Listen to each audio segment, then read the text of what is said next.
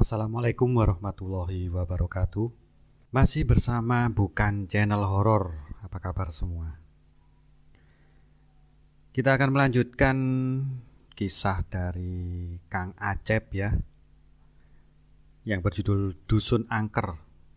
Kali ini kita akan membacakan bagian yang kelima.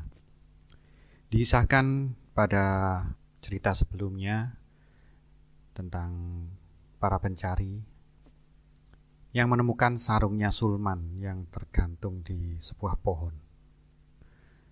Oke, kita lanjutkan ke bagian kelima.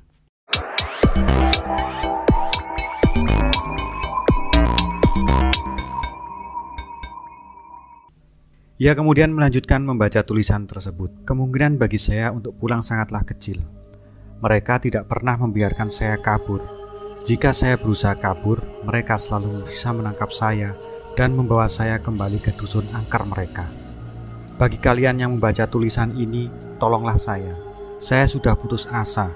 Saya tidak tahu bagaimana caranya untuk kabur. Tolonglah saya sebelum mereka menebas seperti yang mereka lakukan pada Mas Idam. Bam! Bagaikan tersambar petir di saat tiada hujan.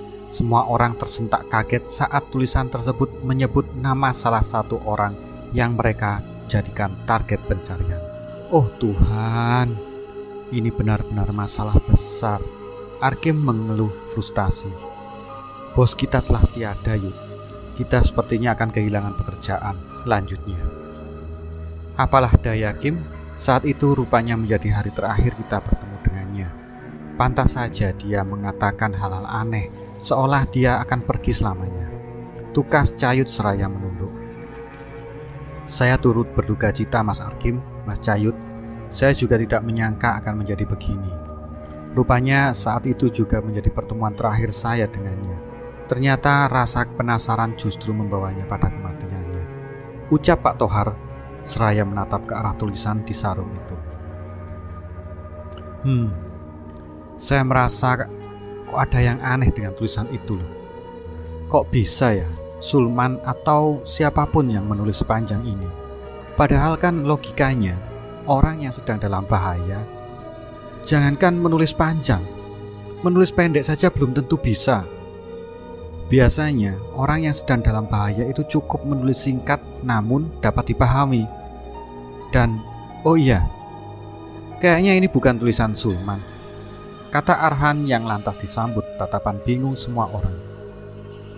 Arhan benar, ini bukan tulisan Sulman. Ini terlalu rapi. Tulisan Sulman itu seperti ceker ayam. Beneran loh Pak. Pak Tohar belum pernah lihat kan tulisannya Sulman? Timpal Dani mendukung argumen Arhan. Pak Tohar tampak termangu. Iya juga ya. Kenapa saya tidak berpikir ke situ? Tugasnya seraya menepuk kening. Tapi meskipun itu bukan tulisan teman kalian, bisa saja itu tulisan yang lain yang turut menjadi korban penculikan warga dusun ini. Bisa saja ini tulisan Bu Lasri. Tapi ini bukan tulisan Bu Lasri. Saya hafal betul tulisan Bu Lasri. Tulisannya rapi, tapi sangat berbeda dengan tulisan ini, kata Arkim mendadak menarik kata-katanya. Apa mungkin ini tulisan gadis itu? Gumam Pak Tohar bingung. Masalahnya adalah kita tidak tahu apakah gadis itu benar-benar hilang di sini. Lagi pula sepanjang kita lewati jalur tengah hutan ini, kita tidak menemukan jejak mobil hardtop atau mobil off-road. Kebanyakan justru jejak truk, tukas Dani yang turut kebingungan. Ini sangat membingungkan. Lantas apa kita lanjutkan saja percariannya? Tanya Arhan. Kita tidak akan mundur barang selangkah karena Sulman masih di sana. Dia pasti sedang menunggu bantuan. Tukas Pak Tohar seraya mengambil sarung tersebut, kemudian menyimpannya di tas gendongnya. Semoga saja ini hanya pesan palsu. Kita hanya perlu mencari, ucap Arkim yang kemudian memperbaiki letak golok yang diselipkan di pinggangnya. Aku khawatir jika orang-orang tersebut akan menyerang kita hanya karena melihat di antara kita ada yang membawa senjata, kata Pak Tohar saat melihat golok tersebut. Saya akan menyembunyikannya kalau begitu, tukas Arkim seraya menutupi golok tersebut dengan jaket yang dikenakannya. Baiklah, ayo kita lanjutkan pencarian ini. Tugas Pak Tohar seraya beranjak diikuti yang lain. Cahaya lampu senter berseliweran di area itu saat Pak Tohar dan yang lain tengah menelusuri tempat itu. Sesekali sorot lampu senter menyorot pada sosok mistis yang dengan cepat menghilang. Masih nenek itu, apa dia akan terus mengikuti kita kemanapun? Ujar Arhan saat mengenali sosok itu. Saat Pak Tohar sedang memperhatikan area di hadapannya, mendadak kaki kirinya terantuk sesuatu yang keras seperti batu. Sesuatu yang keras itu berada di area seperti suatu bekas galian dangkal dengan tumpukan tanah bekas galian. Saat ia menyoroti benda yang membuat kakinya terantuk tersebut, ia terkejut bukan main. Sebab ternyata benda yang membuat kakinya terantuk adalah seonggok tulang belulang yang masih mengenakan pakaian lengkap. Tulang belulang tersebut sebagiannya masih berupa daging yang telah membusuk. Mayat! Peki Arhan saat melihat tulang belulang tersebut. Kok tidak bau ya? Padahal ini dalam kondisi membusuk, kata Dani yang juga melihat ke arah onggokan tulang belulang itu. Arkim terlihat mendekati mayat yang hampir tinggal tulang belulang itu. Ia kemudian memperhatikannya dengan seksama. Ada 2 mata anak panah yang menyembuh di dadanya. Dia pasti mati karena dibunuh menggunakan panah oleh seorang atau 2 orang yang ahli menggunakan panah.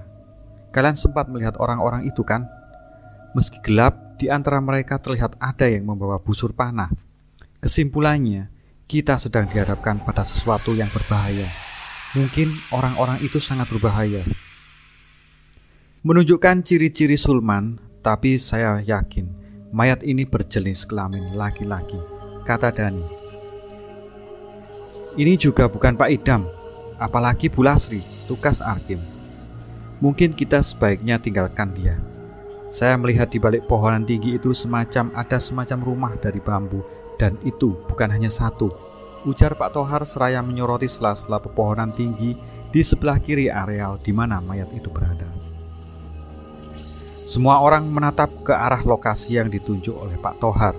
Memang benar, di sana terlihat beberapa rumah berbilik bambu yang tampak lengang serta tanpa penerangan satupun.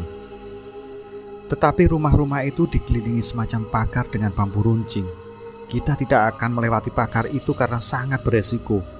Kita juga tidak akan merusak pagar yang sudah payah dibangun orang lain, ujar Pak Tohar seraya menyoroti pagar dengan bambu runcing yang berderet di sepanjang pagar tersebut. Lalu kita akan mencari pintu gerbangnya begitu? Tanya Arhan penasaran. Kita harus melakukan itu jika tidak ingin dianggap sebagai penyusup.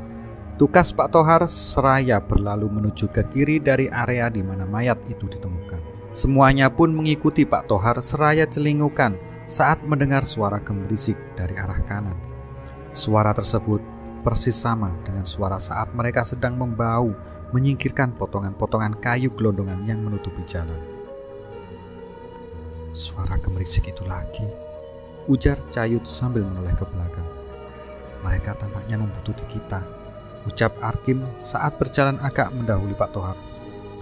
Tidak sadar ia melewati sebuah arca yang dikiranya adalah tunggul pohon.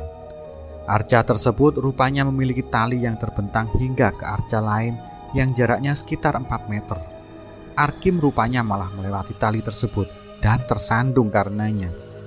Mendadak dari balik kegelapan muncullah puluhan sosok manusia yang membawa berbagai jenis senjata. Mereka semua mengepung Arkim dan yang lainnya. Sosok tinggi besar berwarna hitam itu menyeruak dalam kegelapan. Ia menerjang ke arah Pak Tohar seraya mengayunkan sebilah kapak besar ke leher pria yang kini sudah tidak dapat melarikan diri ini. Ceres! Wah! Air mengguyur tepat ke wajahnya, membangunkan dari ketidaksadarannya. Ia pun terbangun dengan nafas menggap-menggap. Setelah berhasil mengatur nafasnya, ia menoleh ke sebelah kiri, kemudian ke sebelah kanan. Ia pun tersadar jika dirinya sedang dalam posisi duduk saling membelakangi dengan Arhan dan kondisi kedua tangannya terikat menyatu dengan kedua tangan Arhan. Sementara itu ia juga melihat Dani dalam posisi duduk terikat bersama Cayut. Sedangkan Arkim terlihat sendiri terikat pada sebatang kayu yang ditancapkan ke tanah. Waktu itu hari sudah mulai terang, artinya pagi telah datang. Lalu berapa lama ia dan kawan-kawan di tempat tersebut dalam kondisi terikat? Pak Tohar kemudian melihat beberapa orang laki-laki yang kebanyakan berusia di atas 60 tahun sedang berdiri mengelilinginya dan kawan-kawan sembari menatap dengan tatapan dingin. Masih penasaran dengan cerita Dusun Angker? Semoga masih penasaran ya, jadi bisa mengikuti terus. Kita lanjutkan di video berikutnya, di video yang ke-6 tentang Dusun Angker yang dikisahkan oleh Kang Acep dari akun Twitternya. Terima kasih, ini tadi episode yang ke-5. Semoga menghibur dan menjadi teman Anda. Wassalamualaikum warahmatullahi wabarakatuh.